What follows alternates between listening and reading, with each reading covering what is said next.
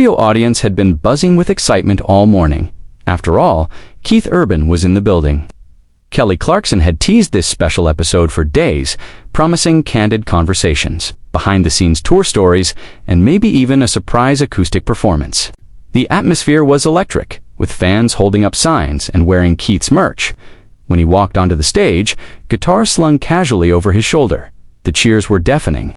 Kelly greeted him warmly, the two exchanging a quick hug before settling into their seats. At first, it seemed like another easygoing celebrity chat.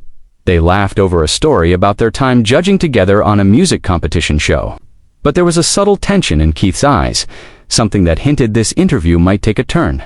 Kelly, always known for her honest and probing questions, shifted the conversation toward Keith's recent comments in a music magazine.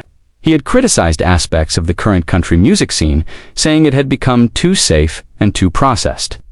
Kelly brought up the fact that some took his remarks as a dig at fellow artists, including some of her close friends in the industry. "I mean, you basically said a lot of modern country music sounds the same," she said with a raised eyebrow. The audience chuckled nervously. Keith smiled tightly, leaning forward. "I said what I feel," he replied. "I've been in this business long enough to know when we've lost the heart of the music." His tone was calm, but there was a sharp edge to it. Trying to lighten the mood, Kelly joked, "Well, I guess I better start changing my set list, if I want your approval," but Keith didn't laugh. Instead, he doubled down. "Kelly, you know me. I'm not here to sugarcoat things. If you want real artistry, you've got to stop catering to radio trends."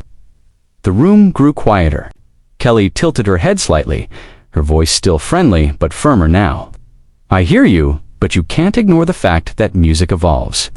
What you call trends might be what inspires a whole new generation of artists." Keith's jaw tightened. The banter was starting to feel more like a debate. Keith shifted in his chair, clearly irritated. "That's the problem," he said. "We've let algorithms decide what's good, instead of soul and storytelling." Kelly crossed her arms and replied, "Or maybe we've just opened the door to more voices and more styles. Isn't that what makes music exciting?" The audience, sensing the tension, gave a few awkward claps. Keith glanced toward them briefly, then back at Kelly. "Exciting doesn't mean good," he said flatly. That was the first moment the air in the studio truly felt heavy. Even Kelly, who could usually diffuse any uncomfortable exchange, looked momentarily taken aback, determined not to let things spiral. Kelly tried steering the discussion back toward positive ground. "Okay, well, let's talk about your upcoming tour," she began, but Keith wasn't ready to move on. "No, see, that's the thing.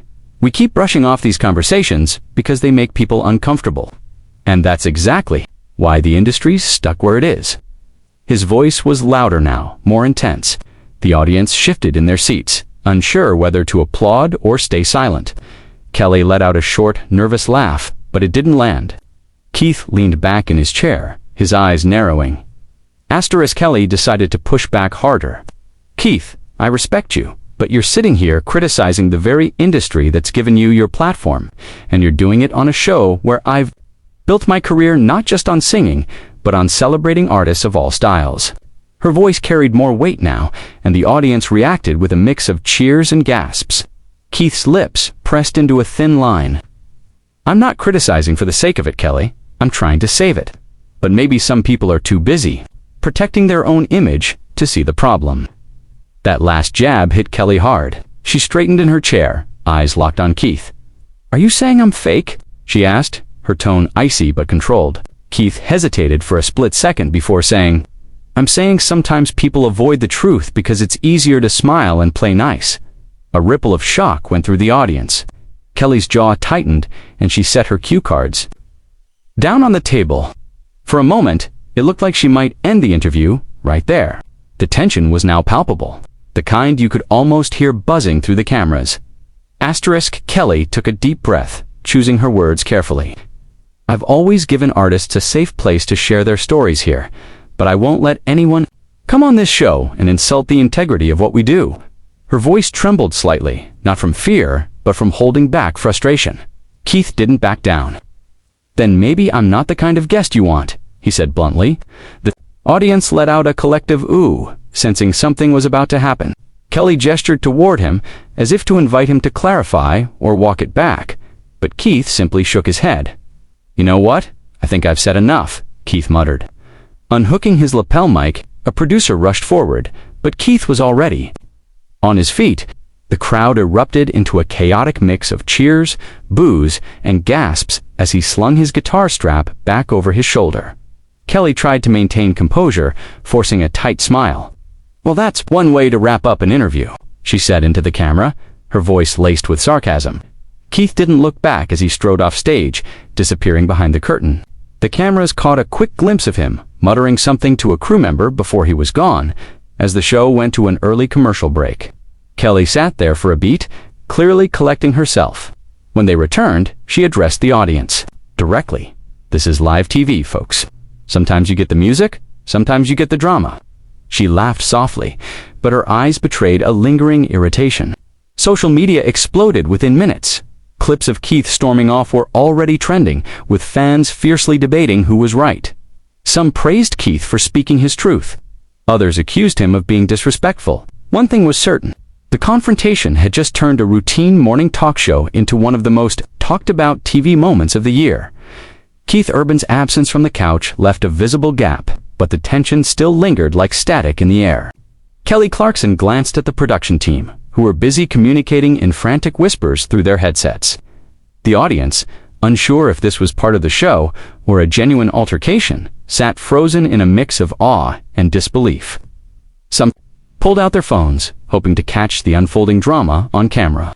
Kelly tried to maintain her composure, but the sting of the argument was still fresh in her voice as she addressed the crowd, offering a forced laugh that did little to hide her frustration. Behind the scenes, Keith was pacing in the hallway, running his hands through his hair, clearly still rattled by whatever had just gone down.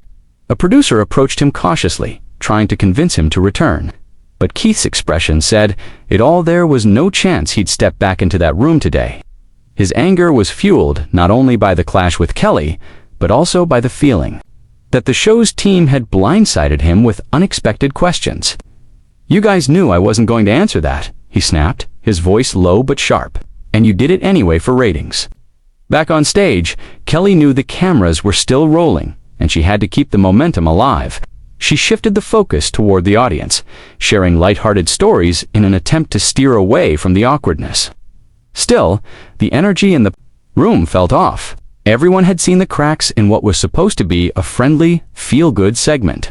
The incident had not only thrown the pacing into chaos, but had also left viewers at home wondering if they had just witnessed the end of a professional.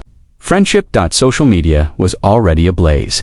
Within minutes, clips of Keith Urban storming off began trending across multiple platforms. Hashtags like #KeithStormsOff and #KellyClash were racking up thousands of posts. Fans were split. Some defended Keith, claiming Kelly had pushed him too far, while others sided with Kelly, saying she had handled the situation with grace despite being provoked. The online storm was brewing faster than either of them could have anticipated, and both their PR teams were scrambling to respond. Before the situation spiraled completely out of control, producers, meanwhile, were in damage control mode. They knew that this moment, while controversial, could also translate into massive ratings. In the television world, heated confrontations often drew in curious viewers, but they also carried the risk of damaging relationships with high guests. The executive producer debated whether to air the segment as it happened or edit it down to remove the most heated moments. Every decision felt like a gamble. Keith, now sitting in his dressing room, was already texting his management about issuing a statement. He was worried about how the narrative would spin. He didn't want to be painted as overreacting or unprofessional, but he also felt strongly that boundaries had been crossed. In his mind, storming off wasn't just about anger, it was about sending a message. Still, as he replayed the moment in his head, part of him wondered if he'd made the right choice. In walking out, Kelly, too, was conflicted. She valued honesty and authenticity in her interviews, but she also understood the weight her words carried. Off camera, she sighed deeply, admitting to her team that maybe the line of questioning had been too pointed. At the same time, she couldn't help feeling frustrated, chosen to make a public spectacle instead of addressing the issue privately. The tension between them mourning. Every entertainment outlet was covering